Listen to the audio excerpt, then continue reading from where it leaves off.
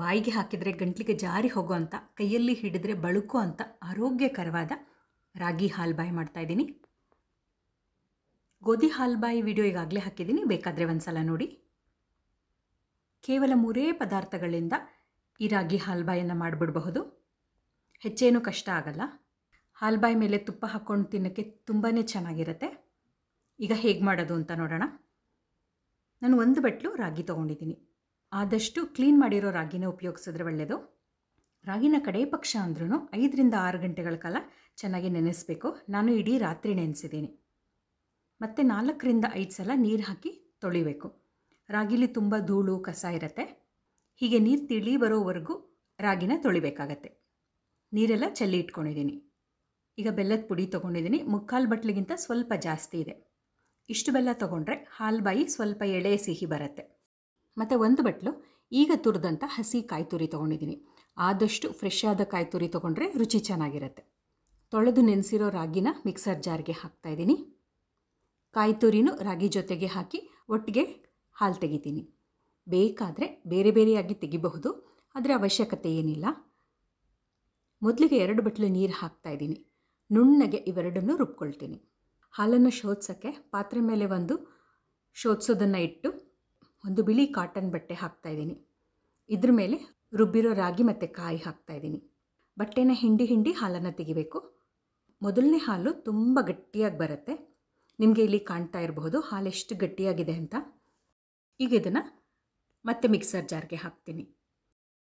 ಮತ್ತೆ ಒಂದು ಸ್ವಲ್ಪ ನೀರು ಹಾಕ್ತಾಯಿದ್ದೀನಿ. ಮತ್ತೆ ಚೆನ್ನಾಗಿ ರುಬ್ಬಿ ಅದೇ ಪಾತ್ರೆಗೆ ಹಾಕ್ತೀನಿ. 2ನೇ ಸಲನೂ ಹಾಲನ್ನು ಹಿಂಡಿ ತೆಗಿಬೇಕು. ಈಗ ಹಾಲು ಮೊದಲನೇ ಸಲಕ್ಕಿಂತ ಒಂದು ಸ್ವಲ್ಪ ನೀರಾಗಿರುತ್ತೆ, ಅಷ್ಟೊಂದು ಗಟ್ಟಿಯಾಗಿ ಬರಲ್ಲ. ಪೂರ್ತಿ ಹಿಂಡಿದ್ದಾದಮೇಲೆ ಮತ್ತೆ ಮಿಕ್ಸರ್ ಜಾರ್ಗೆ ಹಾಕ್ತಾಯಿದ್ದೀನಿ. ಮತ್ತೆ ಒಂದು ಸ್ವಲ್ಪ ನೀರು ಹಾಕ್ತೀನಿ. 1 ಬಟ್ಲು ರಾಗಿಗೆ ಹೆಚ್ಚು ಅಂದರೆ 3 ಬಟ್ಲು ನೀರು ಹಾಕಿದ್ರೆ ಸಾಕಾಗತ್ತೆ. ಮತ್ತು 1 ಬಟ್ಲು ಕಾಯಿ ತುರಿಗೂ ಅಷ್ಟೇ 3 ಬಟ್ಲು ನೀರು ಹಾಕಬೇಕು. ಅದಕ್ಕಿಂತ ಜಾಸ್ತಿ ಹಾಕೋ ಅವಶ್ಯಕತೆ ಇಲ್ಲ. ನಾನು ಒಟ್ಟು 6 ಬಟ್ಲು ನೀರು ಹಾಕಿದ್ದೀನಿ. ಮತ್ತು 3ನೇ ಸಲನೂ ಹಾಲನ್ನು ಚೆನ್ನಾಗಿ ತೆಗಿತಾ ಇದ್ದೀನಿ. 3 ಸಲ ಹಾಲು ತೆಗೆದ್ರೆ ಸಾಕು, ಅದಕ್ಕಿಂತ ಹೆಚ್ಚು ತೆಗೆಯೋದೇನು ಬೇಕಾಗಲ್ಲ. 3ನೇ ಸಲ ಕೊನೆ ಸಲ ಅಲ್ವಾ, ಅದಕ್ಕೆ ಸ್ವಲ್ಪ ಚೆನ್ನಾಗಿ ಹಿಂಡಿ ಹಾಲನ್ನು ತೆಗೆದುಬಿಡಬೇಕು. ನೋಡಿ, ನನಗೆ ಇಷ್ಟು ಹಾಲು ಬಂದಿದೆ. ಈಗ ಹಾಲನ್ನು ಒಂದು ಬಾಣಲೆಗೆ ಹಾಕ್ತಾಯಿದ್ದೀನಿ. ಮೊದಲು ಉರಿ ಕಡಿಮೆ ಇಟ್ಕೊಂಡು ಬಿಡದೇ ಕೈಯಾಡಿಸ್ಬೇಕು, ಇಲ್ಲಾಂದರೆ ಗಂಟು ಕಟ್ಕೊಂಡ್ಬಿಡುತ್ತೆ ಅಥವಾ ತಳ ಹಿಡಿಯುತ್ತೆ. ಒಂದು 5 ರಿಂದ 10 ನಿಮಿಷ ಆದಮೇಲೆ ಅದು ಸ್ವಲ್ಪ ಹೊಂದ್ಕೊಳ್ಳುತ್ತೆ. ಅದು ಸ್ವಲ್ಪ ಹೊಂದ್ಕೊಂಡ ಮೇಲೆ ನಾನು ಬೆಲ್ಲ ಹಾಕ್ತಾಯಿದ್ದೀನಿ. ಪುಡಿ ಬೆಲ್ಲನೋ ಅಚ್ಚು ಬೆಲ್ಲನೋ ಹಾಕ್ತಾಯಿದ್ರೆ ಕರಗಿಸಿ ಶೋಧಿಸಿ ಹಾಕಬೇಕಾಗಬಹುದು. ಕಸ ಇಲ್ಲ ಅಂದರೆ ಹಾಗೆ ನೇರವಾಗಿ ಹಾಕಬಹುದು. ಮತ್ತು ನಿಮಗೆ ಸಿಹಿ ಸ್ವಲ್ಪ ಮುಂದೆ ಇರಲಿ ಅಂತ ಇದ್ದರೆ 1 ಬಟ್ಲಿಂದ 1/4 ಬಟ್ಲಿನವರೆಗೂ ಬೆಲ್ಲ ಉಪಯೋಗಿಸ್ಕೊಳ್ಬಹುದು. ಈಗ ಬೆಲ್ಲ ಪೂರ್ತಿ ಕರಗಿದೆ ಮತ್ತು ಹಾಲಿನ ಜೊತೆ ಸ್ವಲ್ಪ ಚೆನ್ನಾಗಿ ಹೊಂದ್ಕೊಂಡಿದೆ.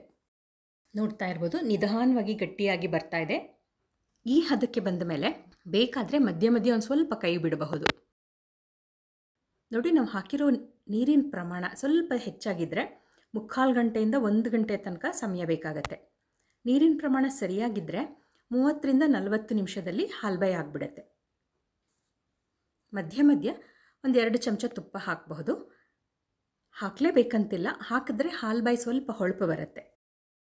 ಈಗ ಒಂದು 20 ರಿಂದ 25 ನಿಮಿಷ ಆಗಿದೆ. ನಾನು ಏಲಕ್ಕಿ ಪುಡಿ ಹಾಕ್ತಾಯಿದ್ದೀನಿ.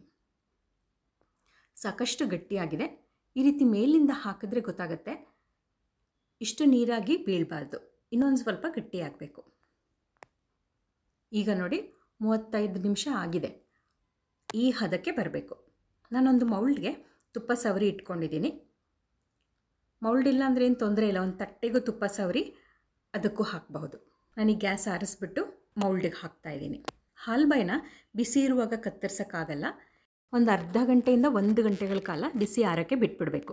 ಬಿಸಿ ಆರೋ ಅಷ್ಟರಲ್ಲಿ ಅದು ಗಟ್ಟಿನೂ ಆಗುತ್ತೆ, ಆಗ ಕತ್ತರಿಸ್ಕೊಳ್ಬಹುದು.